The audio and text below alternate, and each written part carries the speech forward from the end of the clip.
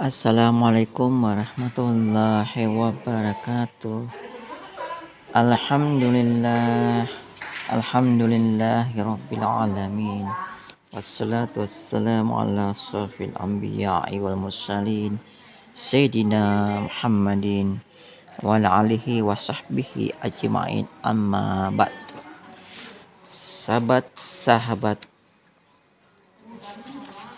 yang budiman, selamat berjumpa kembali dalam channel kesayangan kita, di channel Dr. Ari Tulung. Sahabat yang budiman, hari ini kita akan berbagi edukasi hukum, dan kali ini kita akan memberikan beberapa informasi tentang pengertian dan sumber hukum pidana khusus. Sahabat yang budiman, hukum pidana yang berlaku di Indonesia dapat kita bedakan atau golongkan menjadi dua macam atau dua golongan. Yang pertama adalah hukum pidana yang dikenal di dalam Kitab Undang-Undang Hukum Pidana. Dan yang kedua adalah hukum pidana khusus. Biasanya sahabat budiman, hukum pidana yang dikenal dalam Kitab Undang-Undang Hukum Pidana disebut juga dengan hukum pidana saja. Sedangkan yang tersebar di luar KUH pidana, inilah yang kita kenal dengan nama hukum pidana khusus. Di dalam berbagai sumber atau kurikulum pada Fakultas Hukum di Indonesia, belum ada kesamaan istilah atau pandangan tentang nama mata kuliah hukum pidana khusus ini. Ada yang menyebut mata kuliah ini dengan sebutan tindak pidana khusus. Ada pula yang menyebutnya dengan sebutan delik-delik di luar kodifikasi. Ada pula yang menyebutnya dengan sebutan hukum pidana di luar kodifikasi atau hukum pidana di luar KUH pidana. Dari berbagai nama mata kuliah tersebut, maka kali ini saya mengistilahkan dengan sebutan mata kuliah hukum pidana khusus aja. Karena banyak kampus yang menggunakan istilah ini sebagai mata kuliah. Di sini hukum pidana khusus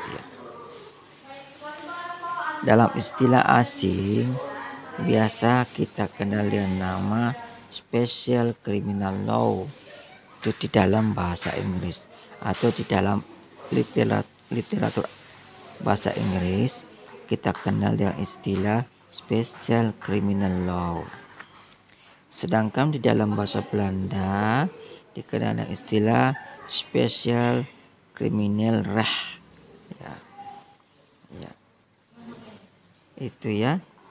Itu istilah-istilah hukum tindak pidana atau hukum pidana khusus di dalam bahasa asing.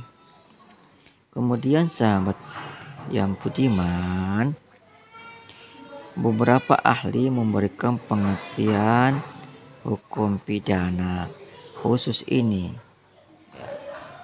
Antara lain Rudi Satrio.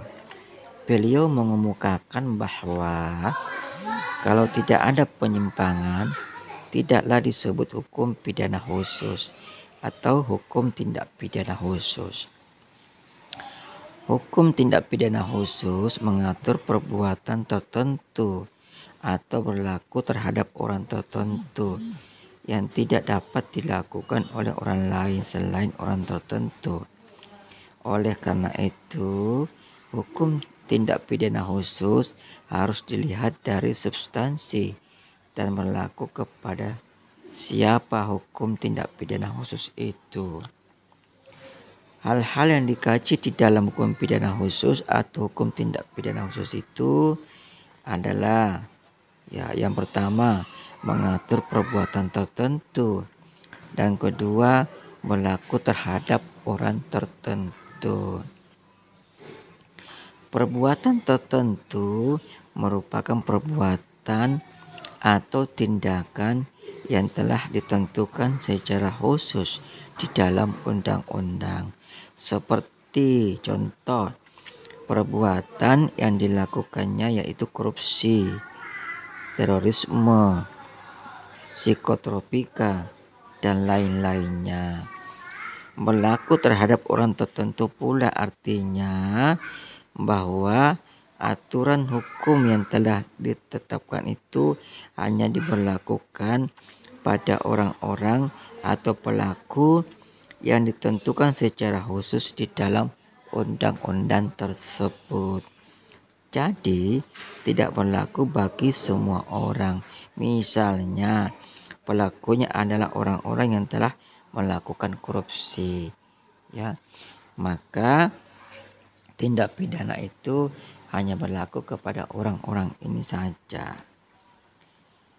Kemudian yang kedua dari Sudiarto, beliau mendefinisikan bahwa tindak pidana khusus adalah hukum pidana yang ditetapkan untuk golongan orang khusus atau yang berhubungan dengan perbuatan-perbuatan khusus, termasuk di dalamnya hukum pidana militer,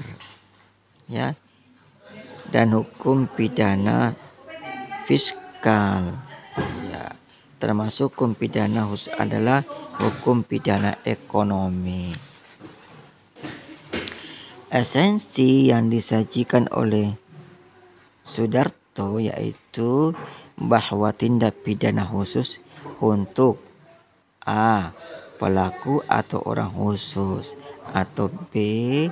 perbuatan-perbuatan khusus.